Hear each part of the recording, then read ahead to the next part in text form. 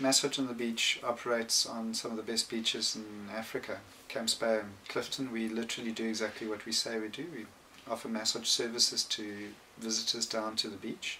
We've been there 10 years, we've seen over 8,000 people from 72 countries. We essentially are in the lifestyle sector. We don't see ourselves as a spa, we see ourselves more as a lifestyle service business. I wasn't a born entrepreneur, no. I've always enjoyed being self-employed, but I really never...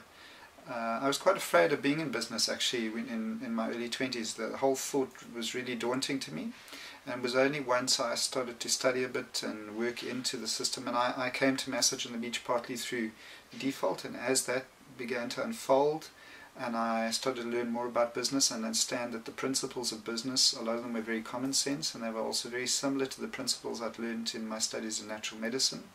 It started to make a lot of sense to me, and I somehow gravitated, and before I knew it I was in business, and I guess I became an entrepreneur that way.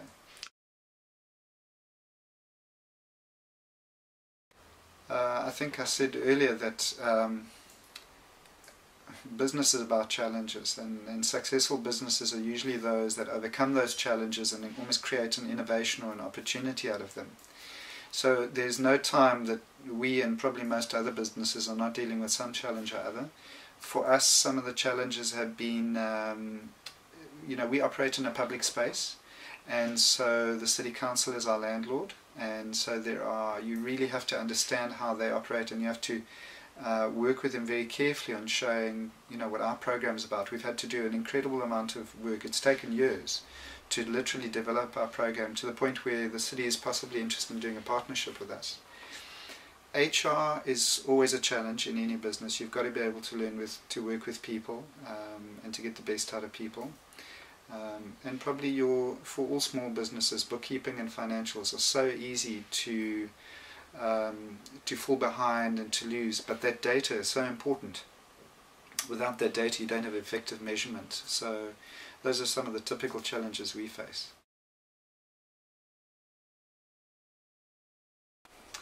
I don't know if it's positive or negative, and I'm not an expert on the general state. My experience is this, that firstly I do think there's a lot of people in South Africa who are looking for a job when they might think they're interested in being entrepreneurs, but they're fundamentally looking for the job.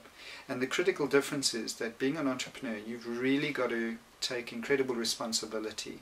You choose to, it's not a sexy, the word might be sexy, but being an entrepreneur is not always sexy, and you've got to be prepared to really believe and really focus on your vision and really go forward. As an entrepreneur, nobody's going to do that for you, especially in the beginning. You've got to be the initiator of the idea, and then you've got to learn to work with people. So the general state in South Africa, a further comment I'd like to make is that my experience is there's a lot of talk from government and from parastatals, there's a lot of involvement, but much of it is by people who are not entrepreneurs. And there needs to be more businesses and entrepreneurs actually involved in entrepreneurial development in this country. I think that's the missing gap. Much of the focus in the past has been on funding for entrepreneurs, but the truth is an entrepreneur should not first seek out funding, they should first try and prove their concept. And there need to be incubators and mentors that help people do that. Then when you feel you're ready to scale up and to roll out, then you start going and looking for funding.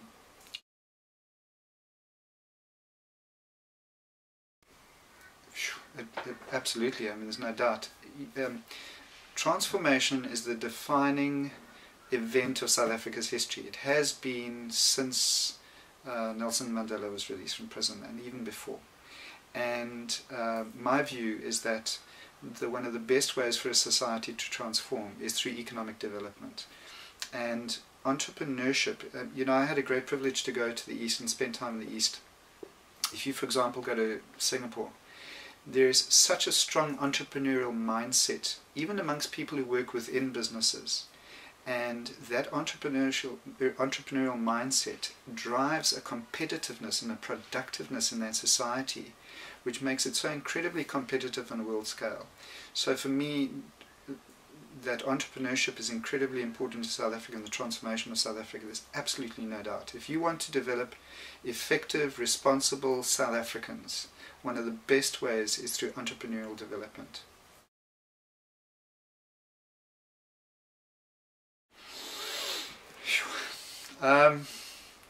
I think there's probably two pieces of advice I'd give. The first is, do what you can to keep your mind strong, to keep your self-belief intact. You're going to have a lot of doubt. You're going to have periods of doubt. You're going to have people saying all sorts of things to you, and some of it's going to be valid, and there are times where you're going to have to really check yourself. But as an entrepreneur, you've got to keep your mind strong. You've got to keep your eye on your vision and your focus. You've got to keep your self-belief intact. You've got to look after your mental focus, because so much of entrepreneurial success is in the mind, as with many things. The second is that, second piece of advice is, and this is a lesson I still constantly having to learn, is time. Time is the limited resource. You've got to use your time effectively, focusing on income-producing activities, value-producing activities. You've got to be incredibly effective and focused with your time.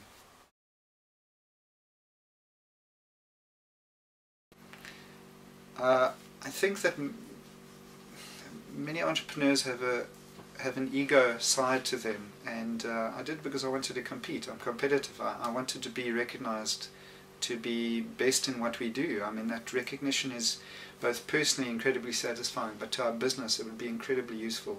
The PR and the credibility that's attached, especially if you do well, is incredibly useful. But there's another reason that I would really recommend one to enter. When you enter a competition like this, a couple of things happen. The first is you have to scrutinize your business. You have to look at the areas that you don't normally look at, and you are forced to look in those areas. It's an incredible form of due diligence of your business. The second is that you get to interact, if you get to the latter rounds, you get to interact with a lot of entrepreneurs. My experience last year being a finalist, interacting with the 16 other entrepreneurs in Gauteng, was that was worth its weight in gold. It was so motivating, it was so exciting, it was fantastic. And then you also get often the insight and the appraisal and the criticism of expertise, people who literally will give you feedback on your business, and that's incredibly useful. Great. So would you recommend that other entrepreneurs enter the competition? Sure, absolutely. Not just this competition, any competition, because it literally tests your idea, it tests your business, and it really shows it up for what it is. I would absolutely recommend it. And the opportunities that could come from it, they could be great, absolutely.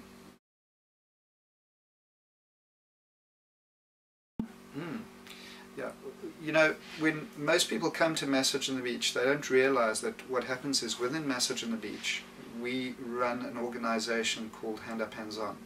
So what actually happened was I started Massage on the Beach on my own 10 years ago, and when I started, I literally was at a major crossroads in my life. I wasn't thinking of being an entrepreneur. At that time I was really surviving, and I used to live in a maid's room just across the road from the beach. It had no hot water. My equipment was literally stored in the bathroom, which was downstairs, and I literally had to just squeeze in and squeeze out to get into my bath. And you can imagine in winter, the door was broken on the place, there was no hot water upstairs, so you can imagine if I wanted to stay warm and I wanted to go to the bathroom in winter, you can imagine the kind of existence. It was by far the most expensive maid's room in South Africa. So my first 5 years with Massage on the Beach was literally me doing that work, and I had a lot of time to think. And I started to think about what kind of person and what kind of business person I wanted to be in the future. And what I realized is that I wanted to help educate other people when they came and worked for me, and I wanted people to come work for me, but I wanted to create value out of that for them. And so Hand Up, Hands On was born. It's basically a not-for-profit education program.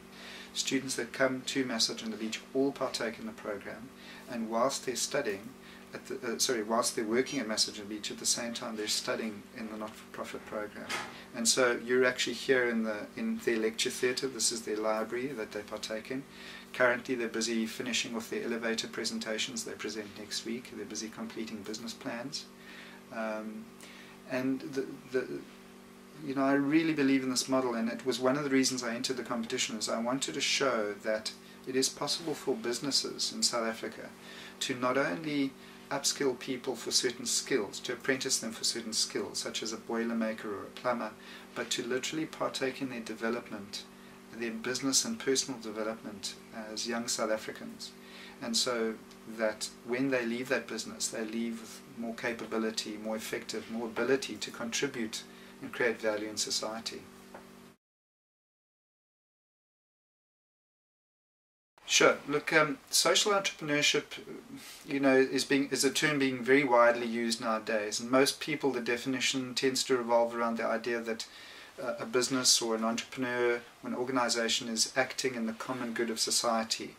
And so mostly non-profits and NGOs get seen as social enterprises. But our definition, as we apply it in this business, is we see social entrepreneurship as a shift in the emphasis from purely creating value for the shareholder, which in this case is me, to creating value for all the stakeholders that we affect and are affected by. And so Massage and Beach has literally identified 11 different stakeholder groupings, and we literally try and create value for every one of those relationships, but at the same time we try and create relationships with stakeholders that add value to our organization.